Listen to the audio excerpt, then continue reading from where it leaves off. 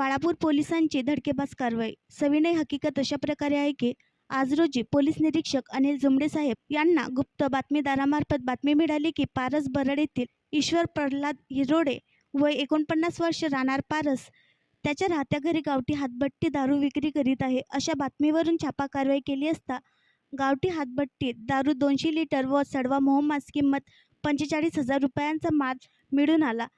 सदरची कारवाई ही पोलीस अधीक्षक Shri Bachchan Singh, upper police अधीक्षक श्री अभय डोंगरे साहेब व उपविभागीय पोलीस अधिकारी गोकुळराज साहेब यांच्या मार्गदर्शनात ठाणेदार अनिल जुमडे साहेब, पोलीस हवालदार संजय टाले, सचिन कानडे, विशाल कुडके, शुभम घई, संदीप पेड इत्यादी यांनी केली।